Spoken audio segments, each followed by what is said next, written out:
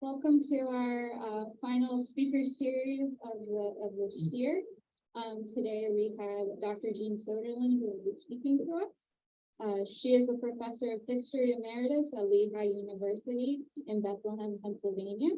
Her books include Lenape Country, Delaware Valley Society before William Penn, and Quakers and Slavery, A Divided Spirit, which received the New Jersey Historical Commission Alfred E. Driscoll dissertation. And today she will be discussing her book. Thank you so much.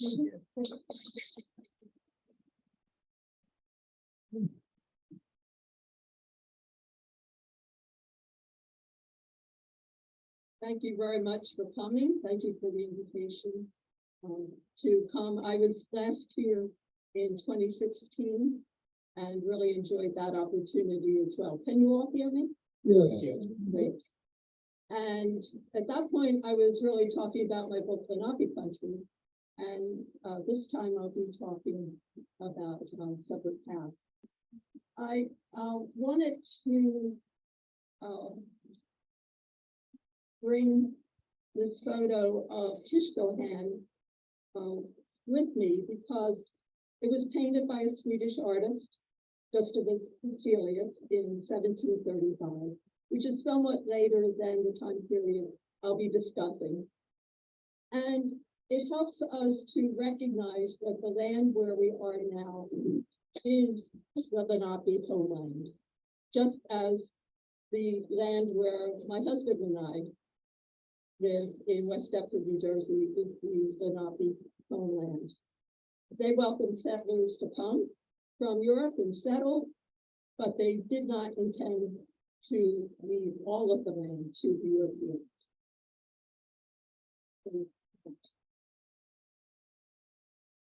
I want to thank Joe Matthews and Rick Ingersoll for the invitation so that I could talk about Separate Paths, my new book on the Lenapes and Colonists in West New Jersey. I do have a few flyers that include the key for getting a discount from Rutgers University Press. It's 30% off and free shipping. So if you're interested in paying, give me that code out this fall. The book focuses specifically on West New Jersey during the late 17th century after European settlement, and then the early 18th century as well. From about where Trenton is today, the Falls River, south to the Morris River, that time period. Yes. I want to thank Britt for helping me obtain these photos from the Ewing Carman Museum of Prehistory. This is the one that I used in the book as an illustration, and I'm really appreciative to Richard Adamsick as well for helping me interpret this and write the caption for the illustration. The collection is wonderful. I've been there several times and I'm looking forward to going back. This specific one is of pots that are conoidal pots from the woodland phase, woodland period, from 1000 BC to 1600 AD. And the pointed bottoms, according to Richard, thank you, allow these pots to stand either in a hearth or in sand or both. My reading of the archaeological material, and I'm not an archaeologist, I'm a historian, demonstrated to me how different the pottery is from one part of West New Jersey to another. And so I wanted to be sure to use an illustration from here, the pots from here, because so often the pots from around the Trenton area are used as illustrations in books. Yeah. And I also want to thank Joe Matthews for the illustrations he sent to me in his role as head of the effort to move the cabins, the cabins that were built first in the park in Bridgeton in 1988, and he led the effort to move them to Governor Prince Park in Tinneton, Pennsylvania in 2020. And I've been there too, but I need and will go back to visit this homestead before long, actually. Yes. West New Jersey, in the late 17th century, was a colony of small communities with three major ethnic groups living across the region. The Lenapes remained dominant despite the effects of deadly diseases brought by European settlers. Lenapes in the lower Delaware Valley, on both sides of the river, declined from an estimated 7,500 people in the 1630s to 3,000, an estimated 3,000 by 1670. At that point, 1670, there were an estimated 850 Europeans in the Delaware Valley. So in 1670, the Lenapes were dominant not only in power, but also in population. As you can imagine, this disease that cut into the population had a major impact on culture, community, and families. Yeah. As a result of population decline, Lenape communities merged together. By 1665, those that interacted most frequently with the colonists included the Assistants, Rancocas, Nantes, Armalamis, Narraticons, and Cohansons in this area. The communities of Swedes, Finns, and other old settlers were at Kenn's Neck, at the area around Raccoon Creek, two Mantua Creeks, and in the Cinnaminson and Salton Creek area. The major Quaker communities in the 1670s and early 80s were Salem, Burlington, and Gloucester.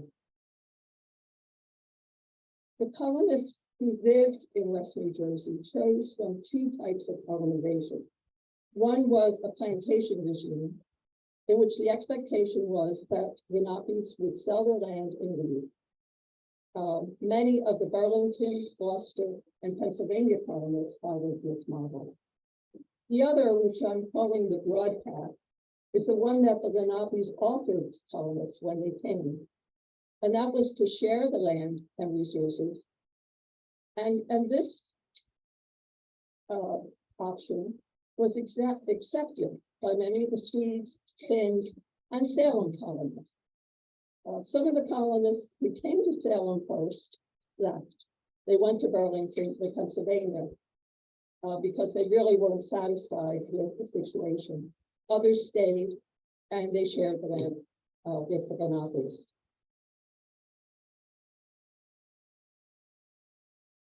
John Fenwick was quite successful in attracting Quakers to the Salem colony, which he portrayed as a haven of peace and religious freedom.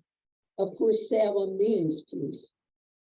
More than one half of the settlers initially, the early settlers, were Friends, many originating from London.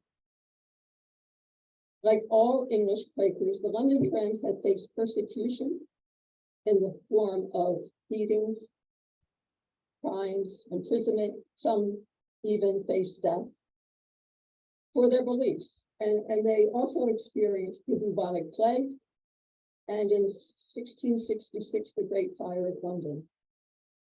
Throughout this period before they came, child mortality was high in the urban area, especially of London.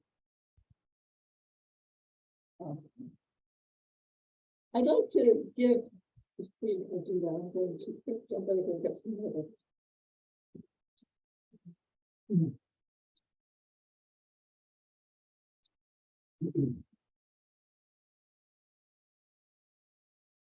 I'd like to give an example of a woman who quite colorful, interesting, who pops up in the records through from the Salem colony through the Burlington monthly meeting. And it was really, and actually the early French meetings in England as well. And it's very interesting to follow and create her biography. So if you'll bear with me, I want to show off a little bit of what I learned by doing that. But she had a Salter, was a Quaker woman from London. She provides an interesting overview of how Quakers sought economic opportunity and religious freedom in the Delaware Valley.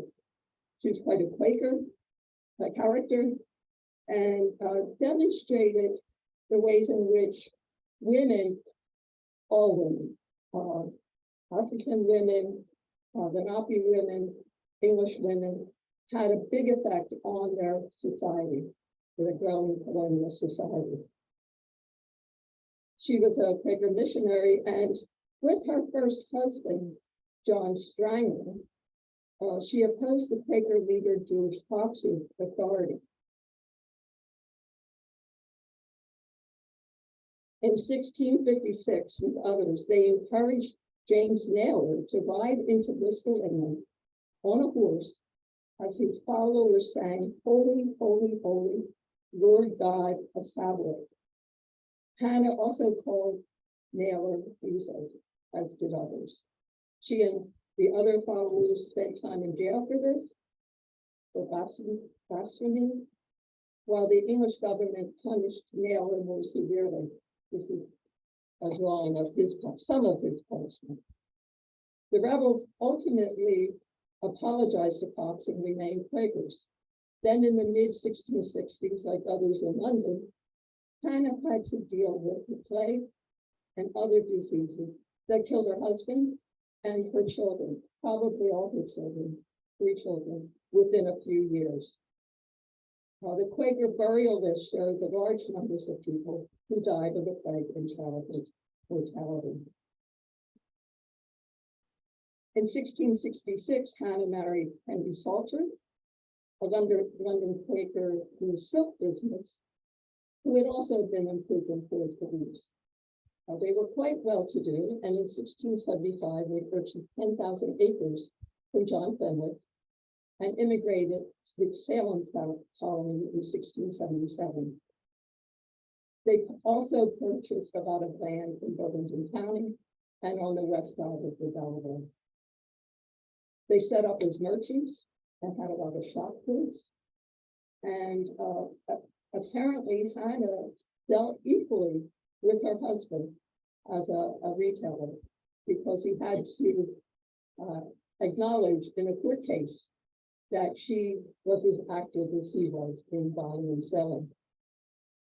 After Henry's death in 1679, which was just 2 years after they came, Hannah lived in Tacony and was a member of the Burlington monthly meeting. She engaged in transatlantic trade, made many land sales, lawsuits, and personal and religious disagreements throughout the Delaware Valley until her own death in 1688. I have no evidence that Hannah had any conflict with Lenapes, but she certainly did buy up her land along with her husband. Mm-hmm. So she was like one of the other West Jersey proprietors who adopted the plantation regime, the plantation method of buying up all the land they could, selling it for profit, and perhaps hoping that the Lenapes would leave. Without they did. No.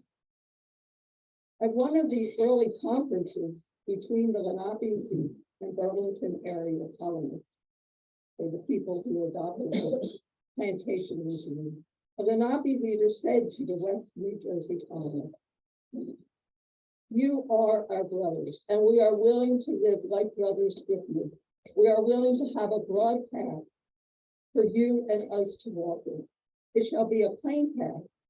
There must not be in this path a stump to hurt our feet." This is the offer that the Lenapes made. The Lenapes intended to share their land with the Quaker immigrants, and they set out a roadmap for how to do this. Like English colonists, colonialists elsewhere in North America, however, the West Jersey proprietors, headquartered in Burlington, wanted sole ownership of the land. So they chose the plantation model of colonization and expropriation of land. We have writings from some of these Quakers who believed that God struck down the Lenapes with epidemics to make way for Quaker colonization. I constructed this map, which is a map showing, and I know I have to stay here, so I can't move around and point out the various conveyances. But this includes the major conveyances between the Lenapes and the English Quaker proprietors, starting with John Fenwick, and then moving to the West New Jersey proprietors along the Delaware River between Oldman's Creek and Asses Creek to the north.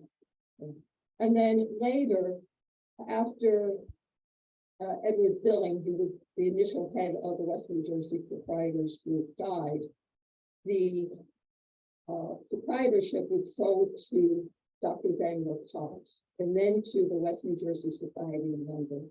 And they dealt with the Lenapes to draw up these conveyances that would seem to appropriate most of South Jersey in this way. Now, while the West New Jersey proprietors were quite successful in selling the land along the Delaware, along the intercoastal plain, basically, the fertile plain, the Lenapes held on to land in other parts of South Jersey. And I want to talk about that more now.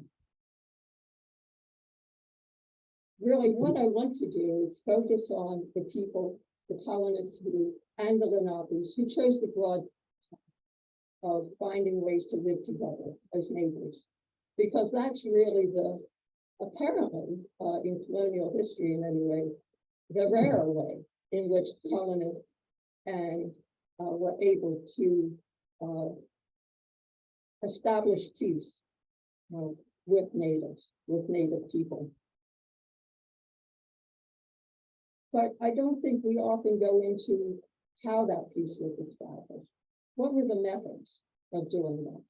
What exactly do people do in their daily lives that established peace, friendship with other people of other ethnic groups?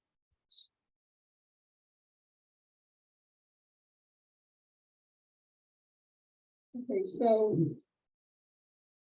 the Swedes and Finns and most settlers in the Salem County pursued an alliance with the Lenapes for sharing the land, trading, dealing directly with the Lenapes to resolve disputes over roaming livestock, and helping people to settle in the region.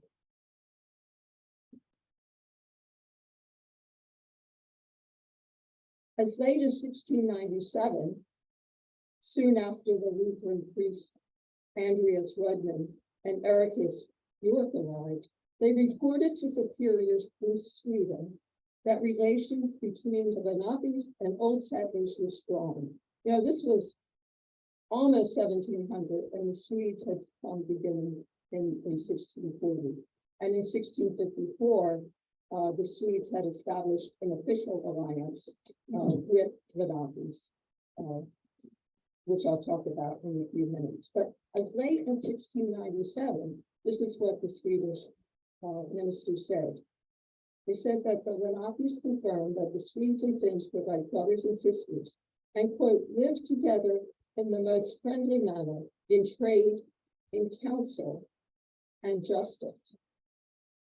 And I read that like 50 times, I think, before I really caught on to what was going on in that quote, where they say counsel. Because here, while you don't hear about the Swedes and Finns meeting together in conferences with the Lenapes. Here, the Swedish ministers are saying, you know, Lenapes told them that they were still doing this on a regular basis. This alliance went back to the 1654 treaty that New Sweden governor Johan Riesing had made with Lenape leaders and continued into the 18th century.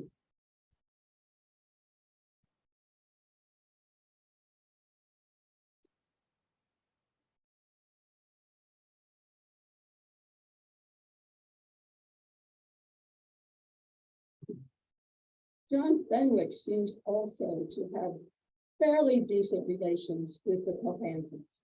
I would call it adequate, probably. He didn't have good relations with anyone, I could tell, really. But at least that we know, probably his wife, but she stayed in England. So when he came, he immediately, of course, wanted to draw up some deeds to get the land from the Lenape. And the first document we have is from November 1675. And in that document, there is this quote that gave rights to Fenwick for the land between Salem River and Stowe Creek, except for the plantations in which the Cohansons now inhabit, that they would have the right to stay there as long as they're citizens. So this quotation was in that deed, and also in the other for Great and for Little and Great Cohanson, which is from Stowe Creek to the Cohanson River. So those two conveyances both include the statement that the Cohansons would stay there as long as they see fit, which is until now, obviously. But this first deed or document that Fenwick drew up was actually never signed by the Lenapes as the final document. The final document for the land between Salem and Stowe Creek was signed in March. It took them 6 more months to hammer out the details with the Cohansons, who made sure that they had an agreement that was acceptable. And it recognized that the colonists would share the land, this land, with the Cohansons. And this is not what we see in other deeds, although it may have been in the original deeds that the Lenapes signed for the land along the Delaware between Hudson Creek and Oldlands Creek, but we don't have those originals. We don't even have good copies of those deeds. All we have are summaries that are in the records in Trenton. So we really don't know what might have been in those documents. So Salem lived up to its name, and it also lived up to this promise, at least during the early years of settlement. I do want to show you an example of an original deed that gives more detail about what the expectations were of Lenapes in making agreements. This is a conveyance. It's in Haverford Library. It's a conveyance to a petty island, which is the island between Philadelphia and Trenton. And this agreement was made by the Lenape leader Ojroqua, a woman, and 3 other associates, leaders, with the 18-year-old Quaker immigrant woman, Elizabeth Kinsey. And according to this conveyance, the Lenapes, and it's stipulated right here, would retain the right to hunt, fish, dig edible plants on the island in return for promising to protect her hogs from being killed and her pay from earning. In return, she paid approximately 15 pounds sterling and annual payments of rum and gunpowder, which Kinsey later changed to a match coat or woolen garment. Ojroqua signed here with the spiral and the bird's wings. She also signed two later documents confirming this one. And on one of them, it has her mark. And that's really how I learned that she's a woman. And, you know, it could be that many other of the Lenapes who signed documents were women, but we just don't know. We can't tell from their names.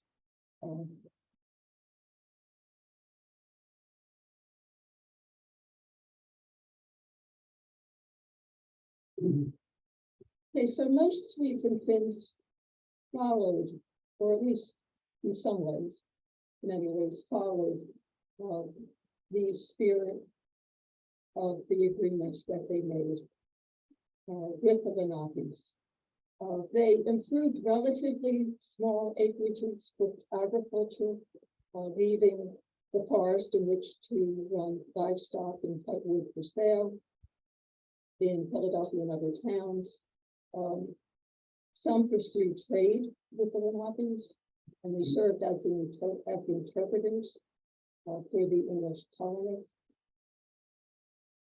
The large majority of Swedes and Finns left quite modest estates when they died, at least as far as I've read, up to like 1730, which suggests that they weren't out for the buck in their lives as much as many of the West Jersey proprietors were, the wealthier people who established large farms. Beginning in the 1690s, the Swedes and Finns spread out from their communities at Penn's Neck, Ewing, and Pennsauken to settle at the Atlantic shore and Morris River, adjacent to the Lenape communities. The European population remained fairly sparse in these areas, focusing on livestock, timbering, shipping, fishing, oystering, and hunting. Now, that is where part of the problem comes with livestock. We may say, okay, livestock, but livestock was a big deal in the colonial period. It was half, a good part of a farmer's income. It was very important to the sustenance of the family. My husband and I enjoyed seeing all the livestock driving down here today and the farms. It was an amazing ride. I mean, it's not that we don't go out for wonderful rides, but it's just so important to see the land somewhat like it was 300 years ago. In any case, the issue of raising livestock caused problems, especially when the colonies let the livestock run loose in the forests, in the marshes, because they also ran into the Lenape fields, damaged the fields, sometimes damaged the houses as well. In other colonies, such as Virginia, New Netherland, and we can skip over to the pigs now. These are supposed to be 17th century cows, just as the cattle were supposed to be 17th century cattle. I want to do more work on livestock, but I haven't been able to do that. In any case, in Virginia, in New England, in New Netherland, and all of those colonies during the 17th century, wars resulted over livestock. These conquests between the colonists and the natives. Robert Brummett, the scholar of the Muncies in northern New Jersey, put the matter very succinctly regarding the war that broke out in 1640 in New Netherland. said the settlers' horses and cattle trampled nearby native gardens, while pigs broke into their homes and fields. Colonists demanded compensation for the livestock shot by the native people or killed by the wolves. Colonists in Virginia, New Netherlands, and New England used these incidents involving animals to justify military offenses against native towns and people. And so they would say, "Hey, they're not giving us what we want, we're going to attack it." In West New Jersey, in the Delaware Valley more generally, while we can be sure that livestock conflicts occurred, that devastation occurred of native fields, and of the plants that they gathered in the woods, we didn't have war either, over that. Now, if we go back to that 1654 alliance between the Sweden Governor Ewing and the Lenape leaders, both sides then made livestock a part of their deal. They both said that they would, the Lenape said they would try to protect the colony livestock to the extent they could. The colonists said they would try to keep the livestock from damaging the property of the Lenapes. And then they acknowledged that problems were going to occur, and they said, "We'll meet to discuss this." So they established a way of negotiation to talk about these issues. And I have found only one instance in the early Quaker records where the issue of livestock came up, and that was in the Gloucester County records in 1689. And there's a complaint, a petition from a colonist. His name was Samuel Taylor. He wasn't a Swede or a Finn. And he asked the justices for help because the neighboring Armawamis had killed 5 great breeding cells and several hogs. He didn't mention, of course, how his animals had spoiled native property, but believed the Lenapes were responsible because some of his pigs earlier had come back with arrows and a tomahawk in them. So he thought it was the Armawamis. The pacifist Quaker justices and the Lenapes mediated the dispute, and in this case, they arranged for compensation by the Lenapes for the pigs. But it seems to me that the compensation was low enough that it was definitely a compromise position between the two. If similar problems occurred among others, we just don't have records of that. And the fact is, they must have happened because of the nature of the economy. And so there was negotiation going on. Okay, and then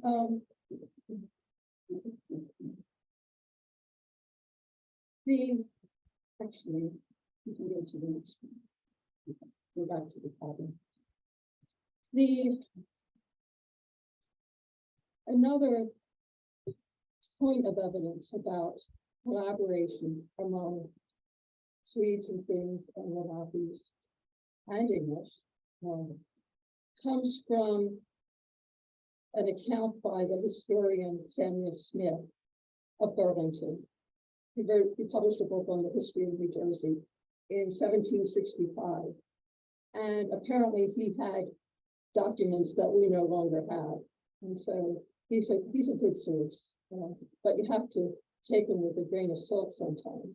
In any case, he writes about the landing of the Kent, which was the first ship of Burlington settlers that arrived at Raccoon Creek in 1677. So he writes, I'm going to read from what he writes. So the Kent's crew landed their passengers, 230 in number, about Raccoon Creek, where the Swedes had some scattering habitations, but the immigrants were too numerous to be provided for in houses. Some were obliged to lay their beds and furniture in cow stalls and apartments of that sort. Among other inconveniences to which this exposed them, the snakes were now plenty enough to be frequently seen upon the hovels under which they sheltered. Okay, so Smith was not very appreciative. Apparently those who lived there for a while were not appreciative either. But beyond Smith's condescending dismissal of the old settlers' living condition, he displayed scant interest in how the Swedish, Finnish, and Lenape women and men actually assisted hundreds of new arrivals. In 1677, there were approximately 12 households of Swedes and Finns living near Rutgers. Sheltering and feeding the 10 passengers required maximum effort, probably with assistance from the Salem colony and across the Delaware. Certainly that they had help from the Lenapes, because there was a delay in building the town of Burlington. And in the meantime, the new colonists lived in wigwams and ate corn and venison supplied by the Lenapes. In summary, then, we can see how in West New Jersey, the broad path of collaboration that the Lenapes offered to the European colonists was fulfilled in different ways. The Lenapes and many Swedes, Finns, and Salem colonists chose a less aggressive path in which they shared land and other resources, negotiated directly when problems arose, and collaborated on a daily basis, such as when the Burlington settlers arrived in their tomb. Since the colonial period, Comanches have remained in the Hudson River area, but faced severe persecution during the 19th and 20th centuries. They avoided attention from whites as much as possible, while protecting the families and identities in tribal churches. Members of several Nanticoke communities of the Delmarva Peninsula moved to southern New Jersey and joined the convention. The Nanticoke Lenape tribal nation formally organized in the 1970s, and in June 1995 reclaimed 28 acres in Fairton, Cumberland County, honoring its original status with the name Cohanset, the Nanticoke Lenape tribal lands. The community offers services in health, education, cultural activities, job training, and senior benefits, and holds an annual powwow and traditional and Christian religious services. Like the Cohansets during the 17th and 18th centuries, the nation upholds its political sovereignty, cultural identity, and heritage. In the words of tribal leaders on their website, quote, our ancestors, our ancestors never surrender their tribal identity or inherent sovereignty. Our ancestors never surrendered their tribal identity or inherent sovereignty. From the mid-1660s to the establishment of the United States, we shared this homeland with the Swedes and Finns, Dutch and British, that always kept our tribal community alive and well. Thank you very much. Thank you.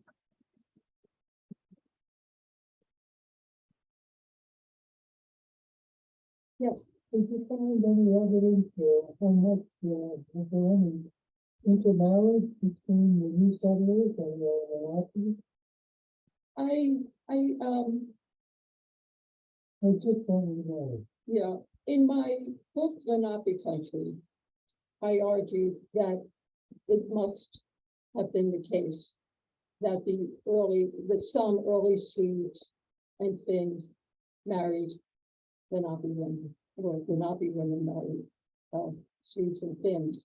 The sex ratio among the early settlers was such that they would have left if they had not found partners with whom they lived. And we know from later records as well, from the 1700s, that people did intermarry. So I would say yes. When I worked on this book, I hoped that perhaps I could find church records or other kinds of records that would demonstrate that more clearly. And I decided that I would depend on what I had said in the Lenape country though. Yes. How much of an African presence would have been existing in the late 1600s?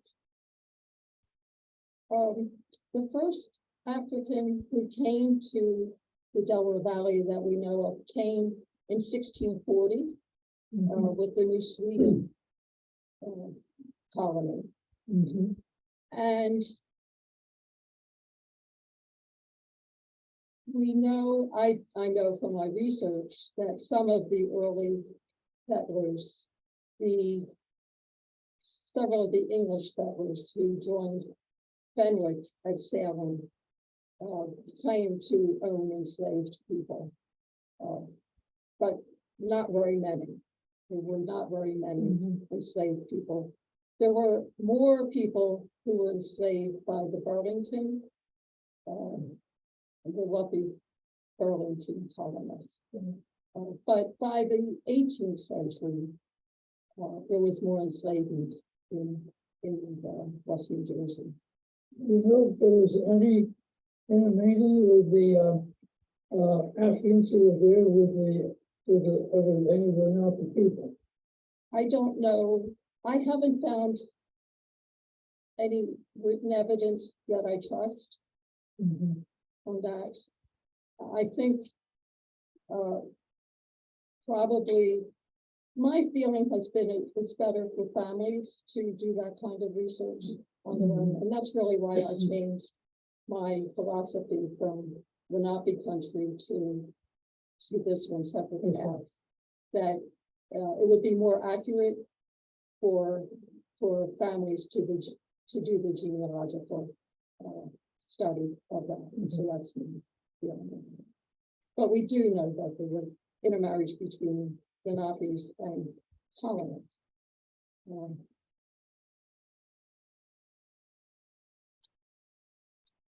Yes. I had read, and I'm paraphrasing, because it was a long time ago, but I had heard that there was an archaeologist who did documentary research that suggested the groups that lived on the west side of the Delaware River referred to themselves as the Lenape. Yeah. And on the east side of the river, and then the Lenape, until the eye. Yes. Do you know anything about these documents, or if you have any? I've read his work extensively, and parts of his work are based on good evidence and others are not. And that idea doesn't really hold water, because when you look at the documents that are signed by, let's take Mahotsa, who was called the king of the Lenapes in this area. Marshall Becker said that he was really a fraud because he claimed that Mahotsa claimed land on the Delaware side. And in fact, the Cohansicks did have land on both sides of the river. We can see that with historical records and with conveyances as well. And the word that he uses, Lenape, comes from, I think I'm remembering this correctly, comes from a document from, say, 1750 or 52, when Tedious Stone, I think, was talking about his people as the Lenape. And the problem is that we have a Lenape person talking, well, over 2 centuries ago, and he's talking to an Englishman who has, hearing, and they don't always, spell in the same way, and there are many different spellings to the word Lenape. And I'm not sure why Marshall chose to zero in on that difference, because it's not just the Cohans who owned land on both sides, it's also the Ottawamis, and the Mantees. And so the river was really Main Street for Lenape, the land of the Lenape. They lived in eastern Pennsylvania and throughout New Jersey and northern Delaware. And so that's my yes. You mentioned, I don't think, but you mentioned that there were like 5 names who were just kind of struck from the census records, or they just were never mentioned again. Did you ever find out what happened to these people? Was it because of intermarriage between the kind of shunned from the society, or did they die, or what happened? Can you tell me It was, we were talking about, it's in like the first half, when I think we talked about how we reviewed census records, and that there were some people who were on census records, and then in like a year following, the 5 years following, and then like disappeared, and then we would have talked about them again.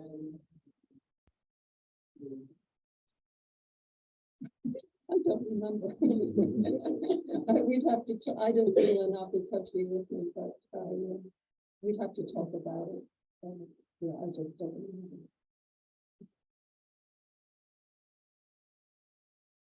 I was working with the evaluation science providing the people of my women child. So I'm currently writing my master's thesis, and a lot of my sources are oral histories from tribal members.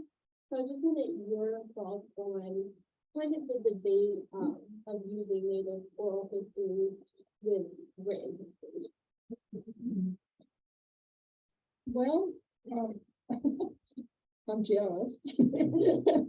No, there are problems with all sources, and as you know, and I think the best way is to just compare as many as you can from one to the other. And I have actually in the past participated in oral history projects, but not with Lenape people. And I'm 76 now, and I know my memory is not perfect. I just proved it. So, you can't take everyone's detail, I think. But it seems to me that you learn the larger truths from people in talking, the oral histories, and because they have built up an understanding over time, that there's a larger truth that may not bear out in terms of the details of what happened in 1950. How far back you describe what people go? I mean, thousands of years. Right. Thousands of years. Right, at least 14,000. Right. So there's a long time before we go. Yes. Yes. I was from Trenton County. I just wanted to say I worked for doing the pronunciation of the project was all right for 1 hour. Thank you very much. Oh, on the one? Yeah. Well, I live along Newton Creek and such. right, yeah. Thank you. Well, thank you very much. This is been a pleasure. Thank you so much for speaking, Joe.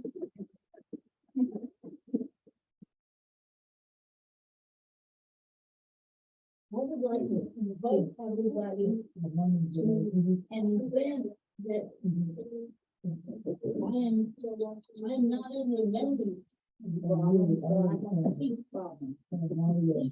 People abuse Leanna, I'm Elizabeth Kinsey, and we have sent you an invitation